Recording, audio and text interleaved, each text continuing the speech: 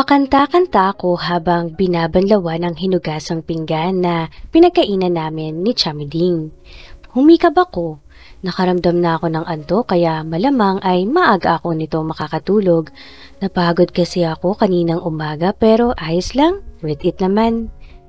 Hindi ba pulis kayo? Yes ho, Mrs. SPO1 Lloyd Villar ho. Ay, miss lang. SPO1 Villar, dalaga pa ako. Natigilan ako sa pagpupunas ng kamay nang marinig kong tila may kausap si Chang sa labas. Ano ho bang sadya nyo, SPO1? Dinig kong tanong ni Chang. Nandyan ho ba si Aliana? Napasinghap ako nang marinig ang pamilyar na boses. Bumilis ang tibok ng puso ko. Boses yun ni Sir Lloyd. Si Aliana, yung pamangkin ko? Abay, bakit ho? May ginawa ho ba siya? Ano hong ginawa ng pamangkin ko? Naku, talagang batang yan. Wala ho ma'am. Nandito ho ako para manligaw sana sa kanya. Tila ako'y tinulos sa kinatatayuan at nahigit ko pa ang hininga nang malinaw kong marinig ang napakalaking balita, magaspang at malalim din ang boses ni Sir Lloyd. Shit! Nandito siya. Manliligaw ka sa pamangkin ko? Tila hindi makapaniwalang tanong ni Chang. Oho, ma'am. Ay nako, pasok kayo SPO1 Lloyd. SPO1 Lloyd na lang ho, ma'am, ang itawag niyo sa akin, okay? Ay, sige Lloyd. Tawagin mo na lang akong Chang Miding. Pasok ka. Pasok ka, iho. Salamat ho, Chang Miding. Walang anuman, iho. Feel at home. Teka lang, tatawagin ko lang ang pamangkin ko. Aliana! May bisita ka! Tawag sa akin ni Chang. Naipikit ko ng mariinang mata at napakagatlabi pa. Mukhang seryoso nga talaga ang kapring pulis na yun sa panliligaw niya. Akala ko talaga nang titrip lang siya. Aliana, ano ka ba? Kanina pa kita tinatawag. Hindi ka pa ba tapos maghugas? Ani Chang nang pumasok sa kusina. Tapos ka na palang maghugas. Lumabas ka na, may bisita ka. Nakangiting sabi niya at tila excited pa nga. Sino po, Chang? Kunwaring walang alam na tanong ko. Si SPO1 Lloyd Villar? Hindi mo sinabi sa akin na kilala mo pala ang pulis na yun at manliligaw pa sa'yo? Kaswerte mong bata ka. Mantakin mo, ang sikat pa na pulis sa bayan na ito ang manliligaw mo. Kilala niyo po siya, Chang? Banghang tanong ko. Aba, iha. Oo naman. Palibasa, puro pageant lang ang alam mo. Kaya hindi mo alam na sikat sa buong bayan niyang si SPO1. Ay, Diyos ko. Nai-starstruck pa rin ako sa kanya. Mas gwapo pa siya sa malapitan. Ang tangkad-tangkad, ang laki pa ng katawan at ang bango-bango pa. Hindi ako makapaniwalang nandito siya sa bahay natin at manliligaw sa'yo. Kaya pamangkin, wag mong sasayangin ang pagkakataon. Sagutin mo agad siya. Dagdag pa ni Chang na tila kilig na kilig pa. Napangiwi naman ako. Parang biglang nawala ang pagkamahinhin o Maria Clara ng tiyahin ko. Sige na, lumabas ka na. Harapin mo na siya. Udyok pa niya sa akin. Chang, di pa ako tapos. Pupunasan ko pa yung mga pinggan. Nakangusong sabi ko. Sa totoo lang, ayokong harapin si Sir Lloyd. Ako nang bahala dyan. Sige na, labasin mo na siya at baka mainip pa. Aniya, at kulang na lang ay itulak ako palabas ng kusina.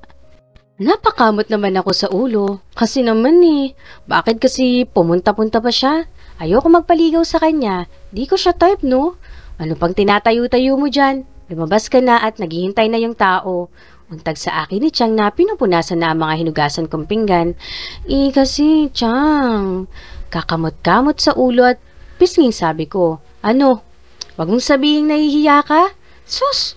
Kailan ka pa ba nahiya? Sige na, lumabas ka na. Nandidilat ang matang sabi ni Chang Miding. Wala na akong nagawa kundi ang lumabas na nga ng kusina dahil baka kurot sa singit ang abutin ko kay Chang. Sa sala ay naabutan kong prenteng nakaupo si Sir Lloyd. Nakasandal siya at nakadekwatro sa two-seater naming sofa na nagmistulang one-seater na lang dahil sa laki niya. Tila ginagala ang mga mata niya sa sala namin lalo na sa mga picture frame na nakasabit. At ngayon nga ay nakatingin siya sa mga graduation pictures ko at lumisi pa. Napairap naman ako sa hangin. Heist, ano na naman kaya ang naiisip niya habang nakatingin sa picture ko? Tumikhim ako para kunin ang atensyon niya. Di naman ako nabigo dahil tumingin siya sa akin. Tiningnan pa niya ako mula ulo hanggang paa pero nagtagal ang mga mata niya sa mga hita kong nakahantad sa suot kong maiksing cotton shorts. Automatikong hinawakan ko ang dulo ng shorts at hinila pababa ng kaunti. Gumisi naman siya at muling binalik ang tingin sa mukha ko. Oh, bakit ang tagal mo? Nakataas ang kilay na tanong niya. Napasimangot ako. Ang demanding ha? Alam mo kung sino? Sarap karatihin ito. Naguhugas ako ng plato. Saka, bakit ka ba nagpunta dito? Nakangusong tanong ko. Manliligaw. Sinabi ko na sa'yo kanina, di ba? Unot noong sabi niya. Napaikot ang mata ko. Arugante talaga to. Taas kilay na tiningnan ko siya. Komportable ang itsura niya. Akala mo, hindi ito ang unang pagkakataon na nakatungtong siya dito sa bahay namin at, in fairness, walang palya ang kagwapuhan niya kahit anong suot niya. Naka V-neck shirt na kulay gray na as usual, umakab sa mamasal niyang katawan. Ang itim na pantalong maong niya ay humahakab din sa matigas niyang hita. Ano? Pasado na ba itsura ko? Nakangising untad niya sa akin. Nag-init naman ang pisngi ko dahil nahuli niya akong binibistuhan siya. Inirapan ko siya. Seryoso ka ba dyan sa sinasabi mong manliligaw ka? Tanong ko. At umupo na sa kaharap niyang two-seater na sofa. Kinuha ko ang throw pillow at nilagay sa ibabaw ng mga hita ko. Patingin-tangin kasi siya sa mga hita ko. Oo nga, hindi naman ako pupunta dito kung hindi ako seryoso. Gumuso ako. Talaga lang ha? Nasaan ang mga bulaklak mo? Tanong ko. Kumunatan noon niya. Anong bulaklak? Bulaklak? Dapat may dala kang bulaklak. Wala akong dala. Wala ka namang sinabi kanina eh. Napaawang ang bibig ko sa sinabi niya. Manliligaw ka ba talaga? Nagdududang tanong ko ulit. Oo nga. Bakit pa parang nagdududo ka? Tila naiinis ng sabi niya. At talagang siya pa ang naiinis ha? Ngumuso ako. Hindi mo ba alam na kapag nanliligaw dapat may dalang bulaklak? Paingos na sabi ko. Sa lahat na nanligaw sa akin, siya lang ang walang dala. Yung mga maliligaw ko nga kahit mga tambay lang sa kanto, may dala kahit santol lang. Tapos siya, wala. Kagwapuhan lang ang dala niya tapos maangas pa. Hindi. First time ko lang manligaw eh. Aniya, sabay hima sa batok. Nalaglag naman ang pangako sa sinabi niya. First time lang daw niyang manligaw? Seryoso ba siya? We, di nga. First time mo talagang manligaw? Di makapaniwalang tanong ko. Yeah, but next time, magdadala na ako ng bulaklak. Sabi niya na parang, wala lang. Next time? Ibig sabihin, babalik pa siya dito sa bahay? Mukhang seryoso nga talaga siya. Pero hindi pwede. Tumikhim ako. Huwag ka nang mag-abala dahil wala nang next time. Sabi ko na diretso, siyang tiningnan sa mata. Pero hindi rin ako nakatagal at mabilis ding nagbawi ng tingin. Paano ba naman? Para kasi akong hinihipnotismo kapag nakatitig sa mata niya. Anong wala nang next time? Okay lang na hindi na ako magdala ng bulaklak? Hindi. Wala nang next time. Bastard ka na. Sabi ko at matipid siyang nginitian. Hanggat maaga ay dapat tapatin ko na siya. Wala siyang maaasahan sa akin dahil hindi ko siya type. Oo, saksakan siya ng gwapo, matangkad, macho, at mapera pero ayoko nang malaki ang agwat ng edad sa akin. Ilang taon na ba siya? 28? 29?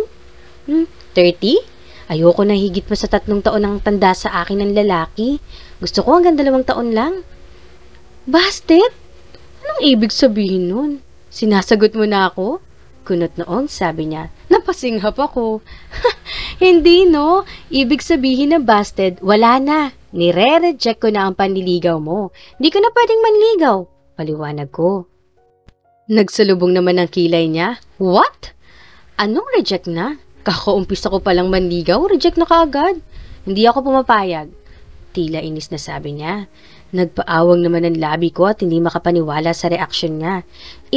Basta ka na. Yun na yun. Saka, wala akong pakialam. sa bastard-bastard na yan. Basta manliligaw pa rin ako hanggang sa maging nobya kita. Pinal na sabi niya. Mas lalong napaawang ang labi ko. Ngayon lang ako naka-encounter ng manliligaw na kagaya niya na pala desisyon. Sir Lloyd, wala kang aasa. Lloyd, iho, nagapunan ka na ba? May natira pa kaming ulam at kanin, baka gusto mo. Biglang singit ni Chang Meding na ngiting-ngiti kay Sir Lloyd. Ngayon ko lang siya nakita ngiting-ngiti sa manliligaw ko.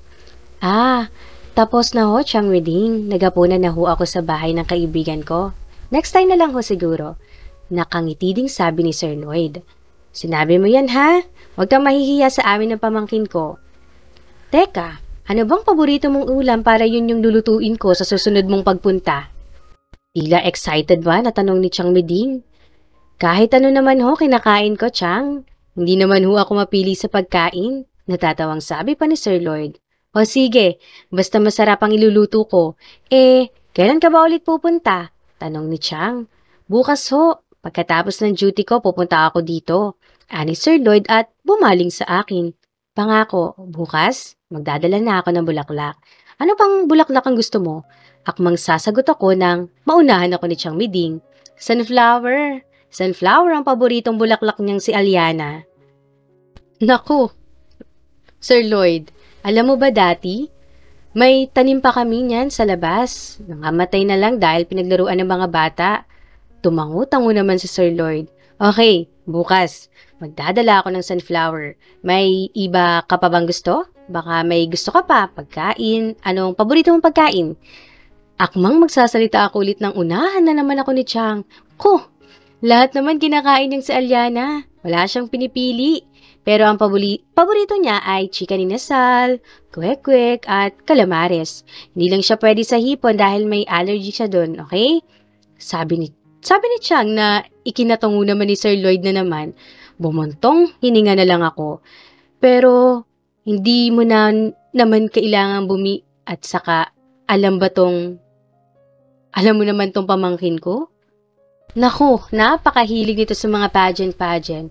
Noong nag-aaral pa nga siya, sumasali siya at laging nananalo. Pero nung mga huling taon niya sa kolehiyo, lagi na lang siyang first runner-up, yung unang sali niya sa national pageant.